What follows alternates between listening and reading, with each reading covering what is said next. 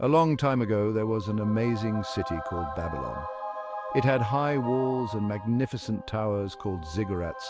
This city was known for its beauty and riches, and people from all over the world came to see it. Sellers, holy men, and craftsmen worked in the streets. There was a lot of buying and selling, and beautiful art was everywhere. People were busy with their work. In this grand city, a boy named Ibrahim was born into a family of idol makers. His family was very good at making statues of gods, and people everywhere bought them. However, young Ibrahim was very curious and always asked questions. He was always thinking of new things and tried to understand everything he saw. One question always bothered him: how can these idols made by humans have any power? It was hard for him to understand how these statues could be powerful. Ibrahim's family told him to be quiet, but he couldn't ignore his heart. His heart told him that there had to be something more to life, a higher power. The thought stayed in his mind. Do these idols really have any power, or is it all fake? This question was deep in his mind, and he set out to find the answer as Allah willed. As Ibrahim grew older, he felt more and more conflicted. He had many questions that the people around him couldn't understand. He watched the sun come up and go down, the sky painted in beautiful colors. Every morning and evening brought a ton of new questions for him. It was as Allah willed. All this made him feel a power that was much greater than any idol. He felt a strange power in his heart that made his thoughts stronger. This was as Allah willed. His doubts now turned into a strong belief, a belief in a God who was invisible. His thoughts were changing, showing him a new way. It was as Allah willed. He started to share his thoughts, to question what everyone believed. His questions made people think, but not everyone agreed with him. People disagreed with what he said and called him a liar. They said that Ibrahim was going the wrong way and his thoughts were dangerous to them. His family, afraid of what might happen, begged him to be quiet. His father insisted that they should believe in idols because their ancestors had always done so. They were afraid that Ibrahim's thoughts would get them in trouble, but Ibrahim stood by what he believed. It was as Allah willed.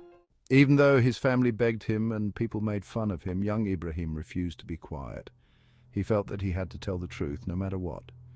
One day he decided to do something big. When the people went out for prayer, Ibrahim came to his father's warehouse, where his father kept all the sculptures, and started breaking them.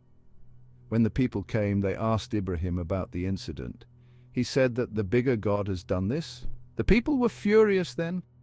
The angry mob grabbed young Ibrahim, who was just 7 years old, and demanded he be punished. They took him outside the city where they had built a huge fire. They tied him up and threw him into the fire. But as the fire blazed, everyone went silent.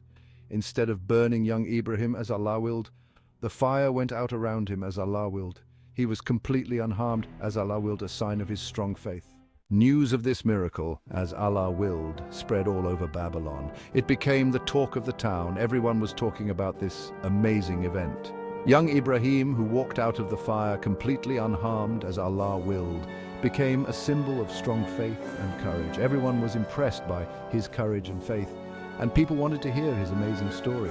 What happened to him also made those who questioned the old ways think. Through his faith, young Ibrahim gave them a chance to think in new ways and ask new questions in their minds. Although young Ibrahim and his nephew Lot left Babylon because the people didn't follow their message, their story stayed alive.